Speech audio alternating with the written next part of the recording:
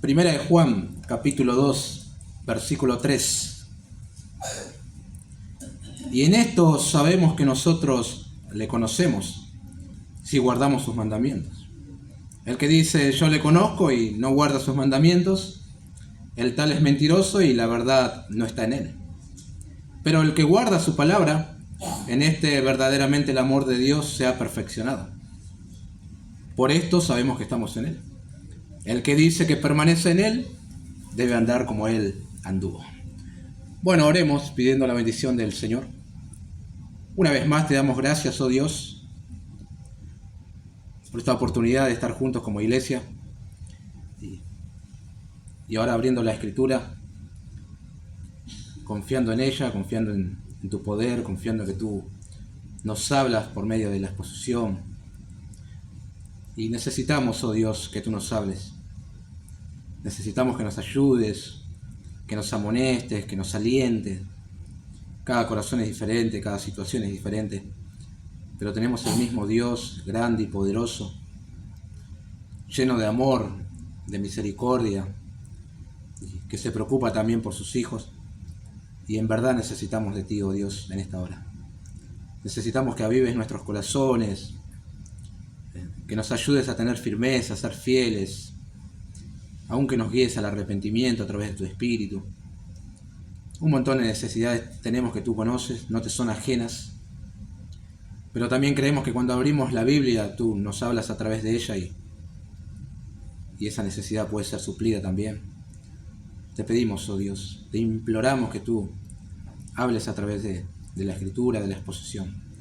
Como siempre, en el nombre de Jesús. Amén. Bueno, Juan ha estado batallando duro contra los falsos maestros, ¿verdad? Hemos estado viendo eso durante estos 2 domingos. Falsos maestros que afirmaban que podías tener comunión con Dios, pero sin importar el andar moral que pudieras llevar, ¿no? Era toda una mentira, un engaño. Ellos decían, o su enseñanza era, lo inmaterial no afecta a lo espiritual. Bueno, entonces tenían pie para hacer cualquier perversidad, total, la parte espiritual iba a quedar intacta, según ellos, ¿no? Ahora, en la teología del apóstol, eso no encaja. En la Biblia, mejor dicho, no encaja. Y es una manera de engañarse, según Juan. No se puede separar la teoría de la práctica, el conocimiento de Dios del cómo te conduces. Lo primero tiene que afectar lo segundo.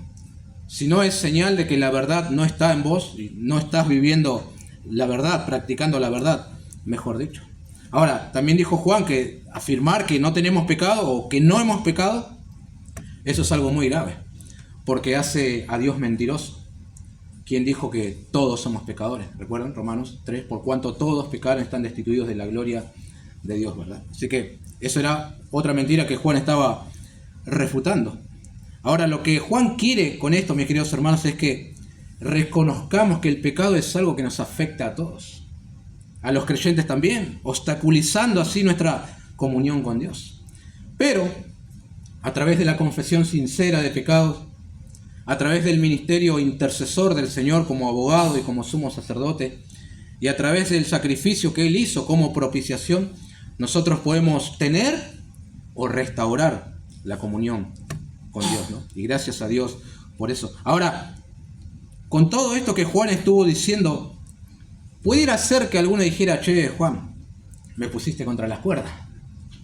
Yo creía que tenía comunión con Dios y ahora me doy cuenta que no es así, estaba engañado. Es más, ni siquiera sé si conozco a Dios, si soy salvo. Y está bien que sea así, mis queridos hermanos. Está bien que alguien se pregunte, che, ¿soy salvo? El apóstol Pablo dijo a los corintios, examinaos a vosotros mismos si estáis en la fe, probaos a vosotros mismos. No está mal que uno se pruebe y quiera tener seguridad, certeza de su salvación.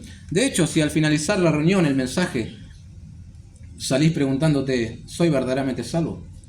Y yo me doy por satisfecho. Si es así, por lo menos si pudieras preguntarte eso. Y la porción que hemos leído, queridos hermanos, nos lleva a una examinación. ¿Cómo puedo saber si conozco a Dios? ¿Cómo puedo saber? ¿Hay algo que me garantice que yo soy un verdadero cristiano, que conozco a Dios y que soy salvo? Por supuesto que sí. Juan nos presenta algunas pruebas, evidencias, que a nosotros, mejor dicho, dan autenticidad, garantizan la autenticidad de tu fe, salvación o conocimiento de Dios. Y será muy interesante prestarle atención, porque vivimos en días, así como los días del apóstol Juan, en los que muchos afirman conocer a Dios, pero es solamente afirmación. No hay evidencia de que sea así. Y eso hace mucho ruido, porque las Escrituras hablan de frutos, de cosas que se van a ver en tu vida exterior que reflejan lo que sucedió en tu interior. Jesús habló de eso. Así, todo buen árbol, Mateo 7:17, que todo buen árbol da buenos frutos, pero el árbol malo da frutos malos. No puede el buen árbol dar malos frutos, ni el árbol malo dar frutos buenos. Todo árbol que no da buen fruto es cortado y echado en el fuego. Así que, por sus frutos los conoceréis.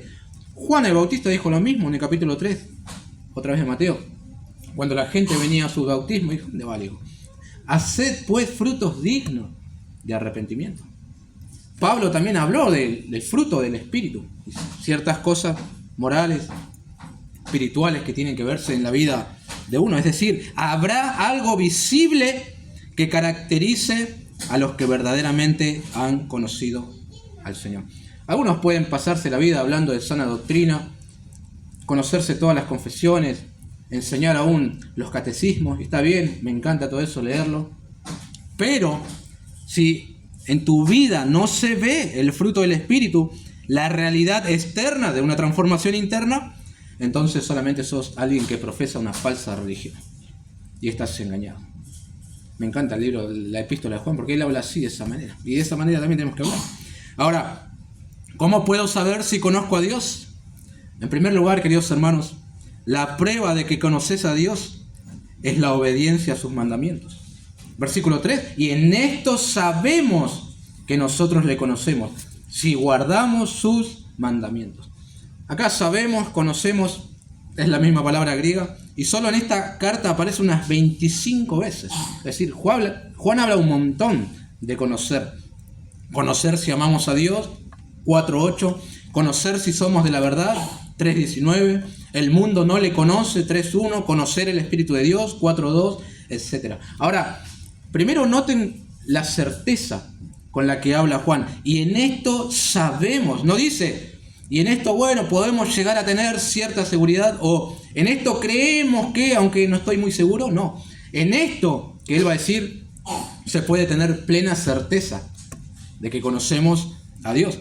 Segundo, con respecto al conocimiento de Dios, no está hablando primeramente de un conocimiento intelectual, como afirmaban los gnósticos, aunque puede incluirlo, sino de una relación real con Dios. Como alguien dijo, conocer a Dios significa que se sabe de Él, que se le ama y que se experimenta con Él una relación de comunión íntima al estar unidos al fin de la cita. A esto se refería el mismo apóstol cuando en su evangelio cita las palabras del Señor Jesús, quien dijo, esta es la vida eterna, que te conozcan a ti, es decir, una relación, comunión con Dios, el único Dios verdadero, y a Jesucristo a quien has enviado. Entonces, es posible tener un conocimiento de Dios que implica salvación y posteriormente comunión con Él.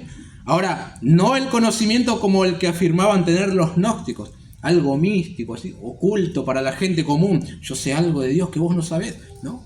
O como el que afirma el movimiento carismático. Yo lo sentí. Tuve una experiencia sobrenatural con Él. No está hablando de ese conocimiento Juan, sino un conocimiento salvador del Señor. Él perdonó mis pecados, me dio salvación y por ende una vida nueva, visible, y ahora disfruto de Él. Eso es conocerle. Ahora viene la pregunta. ¿Cómo es posible? ¿Cómo se evidencia que ese conocimiento de Dios es genuino en la obediencia a sus mandamientos? Lisa y llanamente. Ahora, no es que obedezco para llegar a conocerle. Eso es salvación por obras. Le obedezco porque le conozco. ¿Sí? Más adelante Juan dice en esta misma carta, nosotros le amamos a Él porque Él nos amó primero. Es lo mismo para el conocimiento, porque conocerle implica amarle. Nosotros le conocemos porque Él nos conoció. La iniciativa siempre es de Dios. Ahora, en nuestros días, queridos hermanos, ¿verdad que mucha gente dice conocer a Dios porque repitieron una oración? Porque el predicador los hizo pasar al frente a repetir algo con una musiquita de fondo para que los sensibilizara. Porque en determinados cultos sintieron algo extraño en sus cuerpos. O experimentaron una sanidad imposible para la ciencia. Y bueno, eso los lleva a afirmar a que conocen a Dios. Pero Juan dice que la certeza para saber si le conocemos es guardando sus mandamientos. Acá no se trata de lo que sabés, de lo que viste, lo que sentiste, lo que estás haciendo para el Señor, lo que hiciste en el pasado, tus años en la iglesia, sino de qué estás haciendo con lo que el Señor dice en su palabra. ¿Estás guardando su palabra, sus mandamientos? Esa es la certeza para saber si le conoces a Dios o no. Jesús enseñó lo mismo y de ahí lo aprendió Juan. El Señor dijo, si me amáis, guardad mis mandamientos. Juan 14. También, el que tiene mis mandamientos y los guarda, ese es el que me ama. Y el que me ama será amado por mi Padre, y yo le amaré y me manifestaré a él. También 14:23.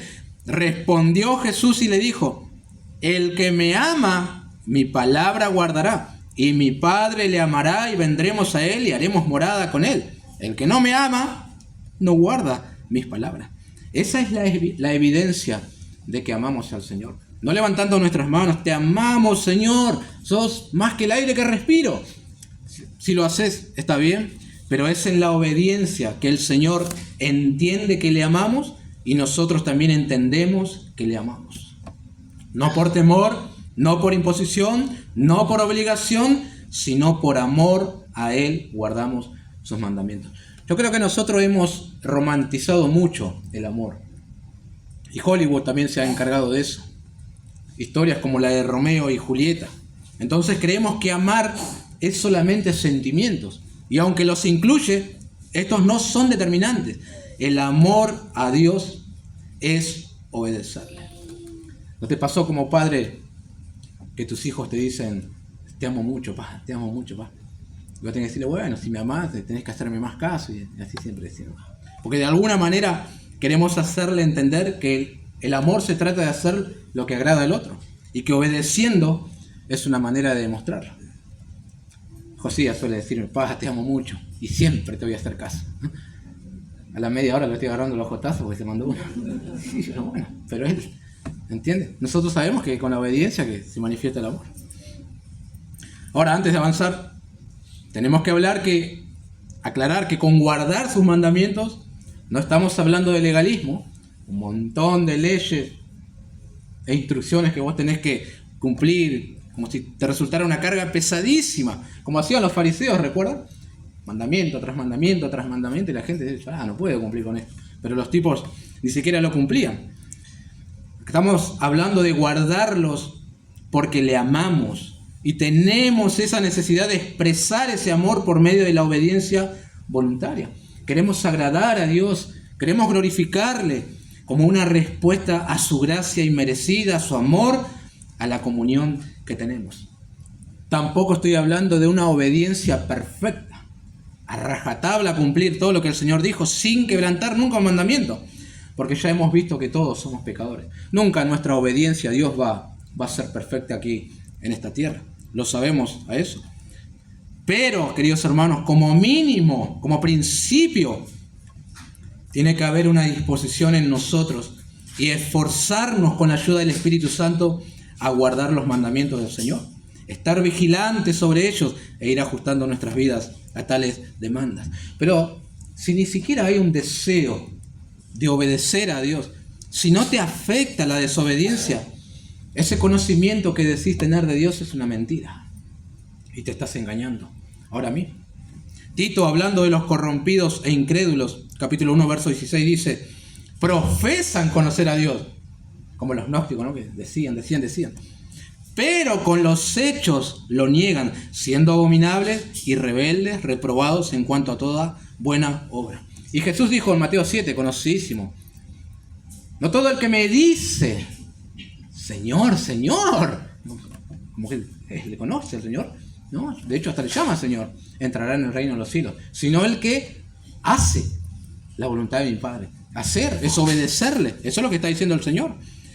Aquellos que no conocen a Dios y por lo tanto no le obedecen, el Señor les declarará: nunca os conocí, nunca tuve una relación, nunca hubo comunión entre nosotros, apartados de mí, hacedores de maldad. Continuando explicando el versículo, ¿a qué se refiere Juan con mandamientos? Porque dice que le conocemos si guardamos sus mandamientos. ¿Será que se refiere a la cantidad de mandamientos que Dios dio en el Sinaí por medio de Moisés? Bueno, los preceptos morales nosotros debemos seguir guardándolo, obviamente. Los ceremoniales no, tenían un propósito. Pero aquí específicamente está hablando de los mandamientos del Señor Jesús, que no es tanto, hermanos, un conjunto de leyes y mandamientos, aunque obviamente Jesús dio mandamientos puntuales, sino de guardar todo lo que el Señor dice, sea mandamiento, instrucciones, principios, sabiduría, pero por amor a Él, porque tenemos una relación y queremos agradarle en todo, así como Jesús hacía siempre lo que agradaba a su Padre. Juan 8:29. Es una obediencia a todo lo que Él enseñó, y aún por boca de los apóstoles, pero enraizada en el amor y en la comunión que tenemos con Él. Y miren que en el Nuevo Testamento tenemos bastantes mandamientos, ¿no? Déjenme citarle algunos. ¿Qué tal este? Estad siempre gozosos. Ese es un mandamiento, ¿no? Y estad siempre gozosos, ¿no? 1 Tesalonicenses 5:16. Y ahora este: sobrellevad los unos las cargas de los otros y cumplid así la ley de Cristo. Creo que ese es un poco más difícil porque implica involucrarme en la vida de otros hermanos, ¿no? Que nos cuesta. Y con este cerramos la noche. Considerémonos unos a otros para estimularnos al amor y a las buenas obras, no dejando de congregarnos como algunos tienen por costumbre, sino exhortándoos. Bueno, Hebreos 10:24. Y todos estos mandamientos al creyente no le resultan gravosos. Una roca pesada que no la puede llevar, porque él ama al Señor, tiene comunión con Él y Él quiere hacer todo para su gloria. Esa es una característica de un verdadero creyente. Pablo llama a aquellos que no conocen al Señor hijos de desobediencia, Efesios 2. Nosotros también lo éramos en un tiempo. Y Pedro llama a los que conocen al Señor como hijos obedientes, 1 Pedro 1:14. Esa es la diferencia. El que es un verdadero creyente tiene la disposición a obedecer a los mandamientos del Señor. El que no lo es, ni le afecta. Y vive así. Ahora bien, pregunto: ¿qué sucede con aquellos que dicen ser creyentes, que afirman conocer al Señor, pero no guardan los mandamientos del Señor y no les afecta desobedecerlos? ¿Son cristianos inmaduros? ¿Son cristianos de segunda clase? ¿Son cristianos carnales? Mis queridos hermanos, no existe tal cosa en la Biblia. No existe tal cosa. Según Juan, son mentirosos y la verdad no está en ellos. ¿No dice eso el versículo 4? El que dice, yo le conozco y no guarda sus mandamientos, el tal es mentiroso y la verdad no está en él. He aquí un caso de falsa profesión de fe, ¿no? Alguien que dice, pero no puede sostener lo que dice con sus hechos. Ahora, Juan no está hablando de un caso hipotético. Había personas, falsos maestros en sus días, que afirmaban conocer a Dios, pero ni les afectaba guardar los mandamientos del Señor. Y eso los constituye mentirosos que no poseen la verdad. Y es aplicable a cualquier persona en el día de hoy que dice conocer al Señor. ¿Ustedes se imaginan la cantidad de personas que hay ahí afuera de este lugar, que puede estar 1 año, 2 años, años sin congregarse? Y ellos afirman, no, yo conozco al Señor. Yo no me estoy congregando, pero a mi Cristo no lo dejé, ¿no? Yo tengo comunión con mi Cristo. Me saca cuando dice mi Cristo, como si fuera algo solamente exclusivo de esa persona. Y uno tiene que decirle, pero deja de mentir. Sos un mentiroso. Si ni siquiera estás guardando el mandamiento más básico de congregarte y decís que conoces al Señor, ¿por qué mentís? ¿Por qué? Es un lenguaje bastante franco, directo, el de Juan, ¿no? ¿Recuerdan el apodo que le puso Jesús a Juan y a su hermano Jacobo? Boanerges, hijos del trueno. Y acá pienso que el apóstol está bastante explosivo, ¿no? haciendo un ruido bastante fuerte, puede reventar los tímpanos de la cristiandad de Cristian. Pero es así, queridos hermanos. Cantidad de personas en innumerables iglesias afirman conocer a Dios, pero llevan una vida completamente inconsecuente. Es todo un engaño, una mentira. Van a ser todos condenados al infierno y no se dan cuenta. O a lo mejor sí se dan cuenta. Porque los mentirosos no heredarán la vida eterna. Según Apocalipsis 21:8, tendrán su parte en el lago que arde con fuego y azufre, que es la muerte segunda. Es que nadie puede dar lo que no posee, ¿no? Nadie puede tener comunión con Dios si anda en tinieblas. Nadie puede dar obediencia a Dios si no posee la verdad. Otra vez, como he dicho la otra vez, Juan está dividiendo a la humanidad en dos, o a la cristiandad, si se puede decir, en dos. Los que conocen a Dios y se evidencian que guardan sus mandamientos, y los que dicen conocerle, pero no guardan sus mandamientos porque son mentirosos y no poseen la verdad. Por eso no les afecta. Y a lo mejor algunos se van a excusar, pero vos no sabés, es que yo estoy en un entorno medio heavy, estoy sometido a mucha presión, por eso es que no puedo obedecer. Vos porque la tenés fácil, por eso hablas así. La obediencia a Dios no depende del entorno en que te encuentres, no. Ni de las presiones, ni de nada. La obediencia se desprende del hecho de amar a Dios y de conocerle y de tener comunión con Él. Siempre, hermanos, por más difícil que la tengas, si conoces al Señor de alguna manera vas a buscar obedecerle y guardar su palabra. Te nace obedecerle porque Él te salvó. Él es tu Señor y vos querés hacer todo para agradarle. ¿Vas a tener flaquezas? Claro que sí, caídas también, porque como he dicho, nuestra obediencia no es perfecta, pero querés obedecerle. Siempre pienso en Pablo, que tenía esa lucha interna. Quería hacer el bien, pero hallaba esa ley en su miembro que no le permitía y rogaba ser librado de ese cuerpo. ¿Cuándo se va a acabar esto? Así le pasa a los creyentes. Los gnósticos decían, pero no hacían y no podían hacer la voluntad de Dios debido a que andaban en tinieblas. Noten que Juan dice, si decimos, y luego el que dice, eran puras afirmaciones de personas que no podían sostenerse con los hechos. Y eso es hipocresía, ¿no? Falsedad, engaño, mentira, no conocer la verdad. Santiago lo dijo en su epístola. La fe sin obras es una fe muerta en sí misma, ¿no? Las obras se desprenden cuando hay una fe verdadera. Es así.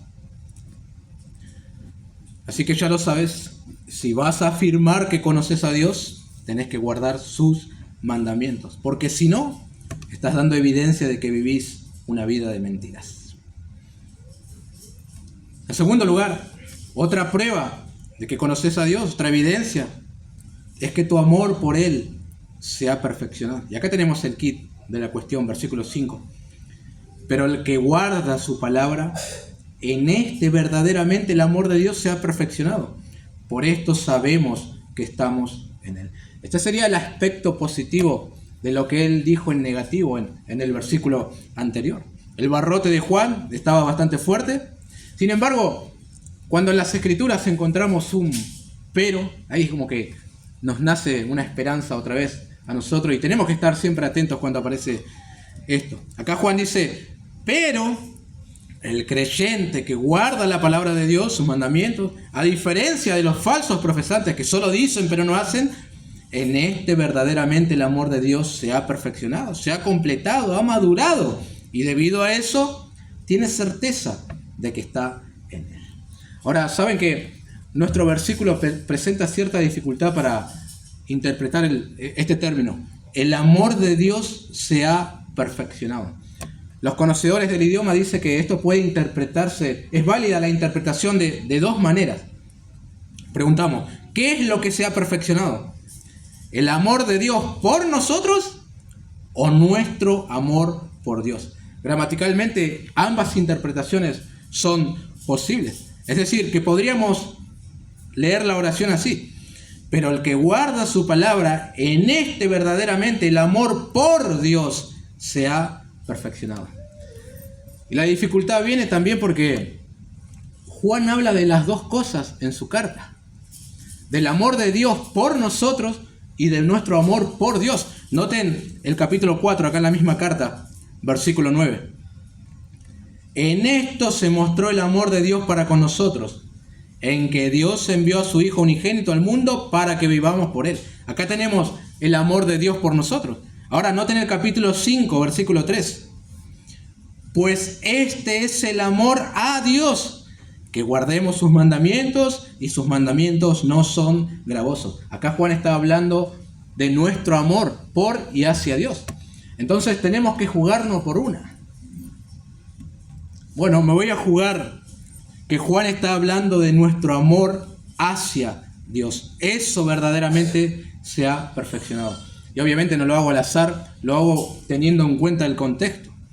Si una prueba de que le conocemos es que guardamos sus mandamientos, entonces seguimos el mismo hilo y hablamos de que otra prueba o evidencia de que le conocemos es que nuestro amor por Dios se ha perfeccionado. Y esa, en verdad, mis queridos hermanos, es una evidencia de que conoces al Señor. Le amás a Él. Decir, ¿qué me pasa? Amo al Señor y quiero obedecerle. Eso es una certeza, una seguridad. Nosotros sabemos por la Escritura que el hombre en su estado natural nunca quiere obedecer a Dios, no quiere hacer su voluntad, no le interesa para nada, para él son locuras, dice 1 Corintios 2. Eso es prerrogativa de aquellos que han nacido de nuevo, que tienen comunión con Dios y le aman. En esto, hermanos, tan sencillo, podés saber si conoces al Señor y si estás en Él, en el hecho de que le amás. En tu interior podés responder, ¿amo al Señor? Es una pregunta muy desafiante que debería sacudirnos toda la estantería. ¿Amás al Señor? ¿Ese amor se ha perfeccionado en ti? ¿Ha madurado? Si respondés afirmativamente, se va a manifestar en dos maneras. Primero, en que guardás su palabra. Y segundo, en que amás a los hermanos. Más adelante Juan dirá en 3:14, nosotros sabemos que hemos pasado de muerte a vida. Esto es nuevo nacimiento, esto es conocer a Dios. Son diferentes términos solamente. ¿Cómo lo sabemos? En que amamos a los hermanos. El que no ama a su hermano permanece en muerte. No se pueden separar ambas cosas. El amor por Dios va de la mano en tu amor para con los hermanos. Esa es una evidencia de que amás a Dios. Si decís que amás a Dios y no amás a los hermanos, otra vez estás mintiendo, otra vez te estás engañando. Más adelante Juan vuelve a decir, el que no ama no ha conocido a Dios, porque Dios es amor. Bueno, Jesús enseñó lo mismo, ¿no creen? Cuando le preguntaron por los mandamientos, y dijo, este es el mandamiento principal, bueno, vas a amar a Dios, y el segundo es semejante, dijo, y tenés que amar a tu prójimo. Lo mismo. Por eso, si te haces una autoexaminación, quiero saber si conozco al Señor, ¿podés dar testimonio de tu amor por Dios guardando su palabra? Tanto el amor de Dios hacia ti o tu amor hacia Él se evidencia en guardar su palabra. Qué tremendo. Tremendo desafío. En tercer lugar, una última prueba de que conoces a Dios es que en todo querés imitar al Señor. Noten el versículo 6, volviendo a 1 Juan 2. El que dice que permanece en Él debe andar como Él anduvo. Esto es muy simple, queridos hermanos, muy simple. El que afirma tener una relación con Dios, como lo hacían los gnósticos, está obligado a imitar al Hijo. Si no imita a Cristo, no tiene ninguna relación con Él. Y sé que vas a decir, pero la vara está demasiado alta, ¿cómo voy a imitar a Cristo? ¿Sos loco? No, eso es lo que hay que hacer. El que es creyente verdaderamente siempre está mirando a su Señor para aprender de Él y poder imitarle. Ahora, no le vamos a imitar caminando sobre el mar, obviamente. No podemos imitarle dándole vista a cualquier ciego que encontremos por la calle. No poseemos esos dones, no nos fueron dados. Pero sí tenemos esa obligación moral de vivir en santidad como Él anduvo en santidad. Y a pesar de nuestras limitaciones, imitarle como Él hacía todo para agradar a su Padre. Si decís, quiero andar como Él anduvo, en Juan 8:29 Jesús dijo, porque el que me envió conmigo está, no me ha dejado solo el Padre, porque yo hago siempre lo que le agrada. Wow. Yo no sé si te has puesto a pensar en esto de imitar al Hijo, tomar esto, buscar agradar siempre al Padre, pero de maneras prácticas y en lo cotidiano. Esto que estoy pensando, esto que voy a hacer, esto que voy a decir, ¿sí?, ¿agrada a Dios? Y si no le agrada, ¿por qué lo voy a llevar a cabo? ¿Le glorifica a Él? ¿No? Poner una foto mía cada 5 minutos en diferentes posiciones y algunas sensuales, mostrando partecitas de mi cuerpo, ¿eh? ¿Es una manera de imitar a aquel que llevó una vida abnegada? ¿Que vino para hacer la voluntad de Dios? ¿No? Pienso que no. Ese palo que voy a tirar por Facebook, ¿agrada a Dios también? Esta forma de andar entre los hermanos de manera insubordinada, ¿agrada a Dios? ¿Refleja a Cristo? ¿Ausentarme frecuentemente en las reuniones, agrada a Dios? ¿Es una manera de andar como Él anduvo? Acá dice que si le conocés y permanecés en Él, tenés que andar como Él anduvo. Lo dudo. El que dice que permanece en Él debe andar como Él anduvo. Impresionante. Tenemos que llegar a ese punto, mis queridos hermanos, de poder decir, como Pablo, no, ya no vivo yo, más vive Cristo en mí. Y lo que ahora vivo en la carne, lo vivo en la fe del Hijo de Dios, el cual me amó y se entregó por mí. Ya está, yo no tengo nada que hacer, yo vivo para la gloria de Dios. Eso decía Pablo. Qué impresionante. Eso era imitar al Señor. Otra vez, no vamos a alcanzar una perfección en esto de andar como Él anduvo, pero, como escribe un comentarista, el punto aquí es que el que conoce a Dios llevará cada vez más una vida justa, porque Dios es justo. No significa que estará libre de pecado. Juan ya ha demostrado que cualquiera que diga esto está mintiendo. Simplemente significa que se moverá en una dirección marcada por la justicia de Dios. Si no hace esto, si no está cada vez más insatisfecho y angustiado por el pecado, no es hijo de Dios. Fin de la cita. Y añado, si no está imitando a Cristo, si no se está esforzando en andar como Él anduvo, es porque no le conoce. No tiene comunión con Dios. Por eso cuando ves a una persona o tratás con una persona y no ves nada de Cristo en esa persona, es porque Cristo no está morando en esa persona a través de Cristo, a través de su Espíritu Santo. Por eso. Lo lógico es que si alguien permanece en Cristo y luego comience a andar como Él, ¿no? Jesús dijo en Juan 15, 4 y 5, permaneced en mí y yo en vosotros. Como el pámpano no puede llevar fruto por sí mismo, si no permanece en la vid, así tampoco vosotros, si no permanecéis en mí. Yo soy la vid, vosotros los pámpanos, el que permanece en mí y yo en él, este lleva mucho fruto, porque separados de mí nada podéis hacer. Permanecer en él es su vida en la nuestra, y la nuestra reflejando la de él. Eso es permanecer en el Señor Jesucristo. En nuestras propias fuerzas no podemos, hermanos, andar como Cristo, no podemos guardar su palabra. Necesitamos primeramente, como siempre digo, que Él tome la iniciativa y Él se nos revele a nosotros, que haga morada a nosotros, que nos dé vida espiritual. Luego podremos ser como Él. Pienso que los creyentes hemos sido muy influenciados, queridos hermanos, por la cultura del mundo, las ideologías, a tal punto que ya no hablamos en los mismos términos que habla Juan, así, blanco o negro. Nosotros nos inclinamos por el gris, nos volvimos inclusivos, no hay que ofender a nadie, tratamos de ver frutos donde no los hay, llamamos hermanos a cualquiera, pero no es así, mis queridos hermanos. El que afirma tal cosa como tener comunión con Dios, permanecer en Él, debe poder demostrarlo imitando a Cristo. No con esfuerzo humano, obviamente, sino con el poder del Espíritu en nosotros. No por competencia, sino como resultado de la obra santificadora de Dios. Si no es así, sigue muerto en delitos y pecados. Hay que recuperar el lenguaje bíblico, ¿no? Así como hablaba el apóstol. Pablo no tenía problemas en decir, sed imitadores de mí, así como yo de Cristo. 1 Corintios 11 o Efesios 5:1. Sed pues imitadores de Dios como hijos amados. Es a nuestro Dios y Señor a quien tenemos que imitar, no a algún predicador, no al pastor primeramente. El modelo perfecto está en los cielos. ¿Y sus pasos? Aquí en las Escrituras. A Él tenemos que imitar. Andar como Él anduvo. Comenta el profesor Pérez Millos: esta enseñanza debe ser asumida con determinación por todos los que afirmamos haber nacido de nuevo. En un mundo relativista, los valores absolutos de la Escritura han de marcar el camino del cristiano. No es posible hablar de Cristo sin vivir a Cristo.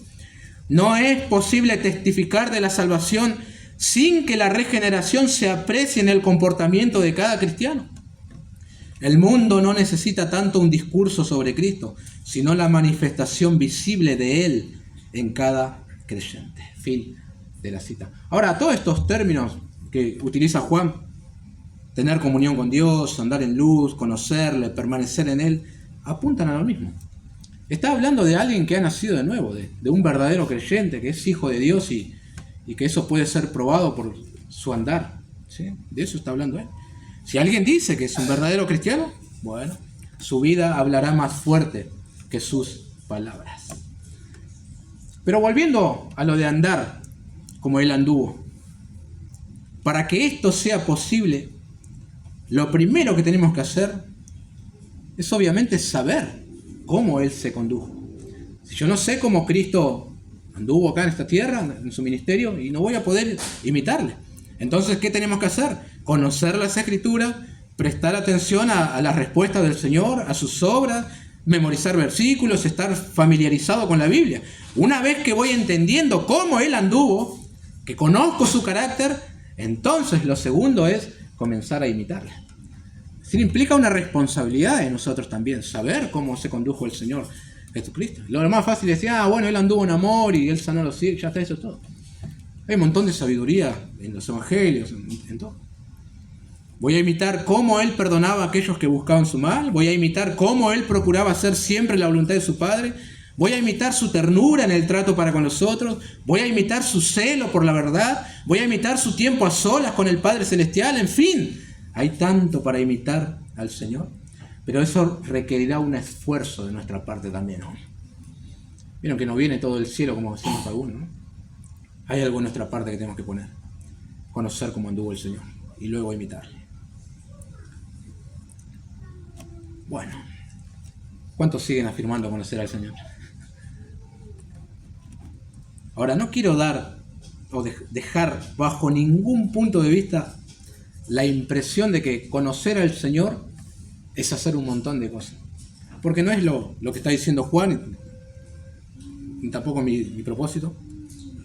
Pero sí hay algo clarísimo acá. Aquellos que verdaderamente conocen al Señor, sus vidas, su andar diario, testificará más fuerte que sus palabras. Ya hemos visto que para Juan, bueno, para la Escritura, en realidad para el Señor, no significa nada decir yo conozco a Dios. Si no se puede sostener, si eso no va respaldado con una vida íntegra de obediencia a los mandamientos del Señor, a guardar su palabra, a amarle, imitarle. Si no es así, tal profesión de fe es una mentira. Pero como he dicho, todo esto te nace por el hecho de conocerle, porque le conoces al Señor. O a lo mejor ya le conoces, pero hay ciertas cosas que ajustar. Por eso, queridos hermanos, vale la pena examinarse. Es un buen ejercicio. Juan pone a su audiencia entre la espada y la pared. Te lleva hasta ese punto de replantearte ese conocimiento de Dios que decís tener. Pero quiere también el apóstol que los creyentes tengan certeza, seguridad de que conocen al Señor. Él quiere eso. Entonces, lo que hemos visto puede llevarte a decir, gloria a Dios por la obra de Cristo en mí. Gloria a Dios porque en verdad le conozco. Yo amo al Señor porque Él me amó. Yo quiero guardar sus mandamientos, tengo ese deseo.